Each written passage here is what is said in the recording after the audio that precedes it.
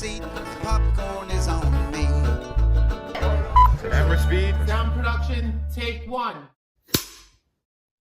Hi there, and welcome into Meet Me in the Movies Open Dialogue. This is Thomas Manning, and recently I had the great privilege of sitting down with writer and director Joachim Trier, talking about his newest film, Sentimental Value, which was the winner of the Grand Prix Prize at the 2025 Cannes Film Festival. And Joachim himself is an Oscar nominee, nominated for Best Original Screenplay for The Worst Person in the World a few years ago. And I think Sentimental Value will be following in those footsteps with multiple nominations when the Academy makes their announcements in a couple months. So thank you so much to Joachim for his time, and I hope you enjoy the conversation as we talk with Joachim Trier about Sentimental Value. Joachim, how are you doing? I'm good, man. How are you, Thomas? I'm wonderful. It's great to meet you. I really appreciate your time and honored to be chatting with you. Thank you. Yeah, and I know we're not, kind of running low on time, so I'll get right into it. Let's jump straight in, man. Yeah. I love to talk about the opening pair of sequences in this film. First we have this poetic montage taking us through the history of the family's house, and then we shift straight from that into Renate's character basically having a panic attack before going out on stage for her theater production. So I'm curious about finding the rhythm of those back-to-back sequences and, what needed to come together from a filmmaking standpoint to make that transition into the panic attack so effective. Oh, thank you. That's an interesting question. So I've grown up with the virtue of American movies that exposition needs to be entertaining. I think that's a good virtue.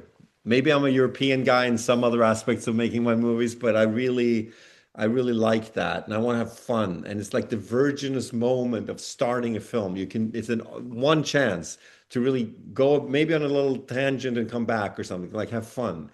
But you also need to establish certain things. And I think that what we learn from books is the freedom of having different types of chapters.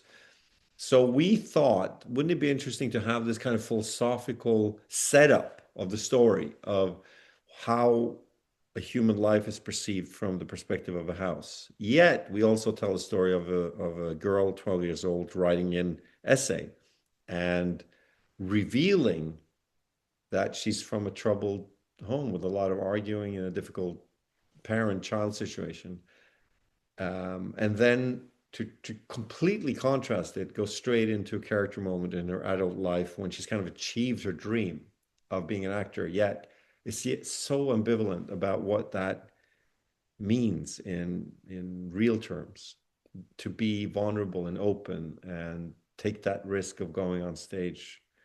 And I thought at least we're letting the audience know that this is a film that will have different moods and parts mixed together.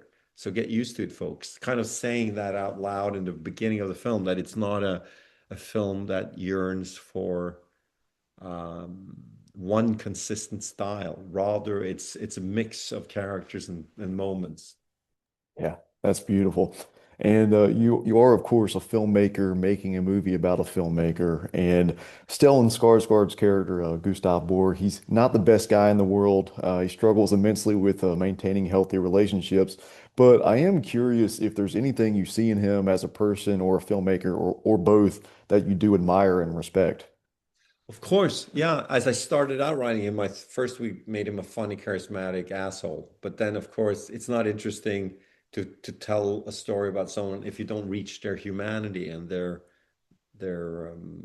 emotionality and vulnerability. And Stellan Skarsgård is such a great actor, so he really also brought a possibility to explore a character on a much deeper level.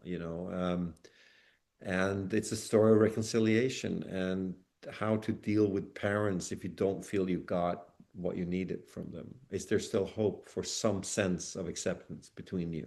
So I actually found a lot of love for that character. And as a filmmaker, of course, I'm exposing the dangers of being a film director. Like, your job can take you away from your family. You can unconsciously become very self-centered because you're used to manipulating your surroundings on set all day, and you can even start trying to manipulate everyone. So there are all these kind of professional hazards, you say in English, that I think a lot of us think about and try to not be Gustav Borg. So it was kind of fun to make that into a movie character.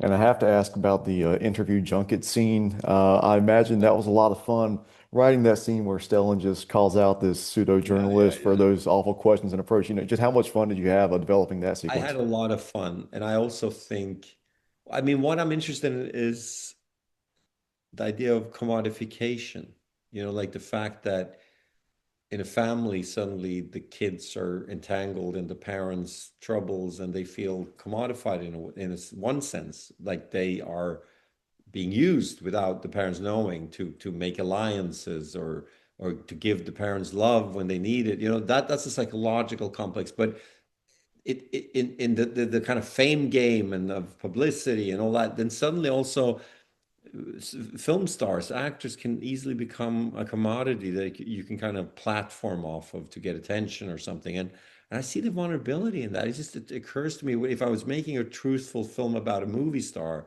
like Rachel Kemp, then a scene like that where someone from the old artistic film world like Gustav Borg kind of suddenly does something heroic, because he doesn't do so many nice things in this film, but that was kind of, he steps up and defends her. It's kind of a noble act in its own aggressive way, and I thought that was a sweet scene somehow. But I have to say, having made that scene, at least I haven't experienced that kind of behavior from journalists, and everyone's very nice to me. Maybe it's also because that scene, like no one wants to be mean to me now. So on Exactly. this one, I got a free card, I hope. Absolutely. Yeah. Well, Joachim, it was really a privilege chatting with you today, and congrats on the film, and hopefully we share more conversations in the future. I would love that. Thank you so much, man. Thank you. Many films to view until we meet again. Next time we see you, we'll gladly fill you in. We'll tell about the happy and the sad ones.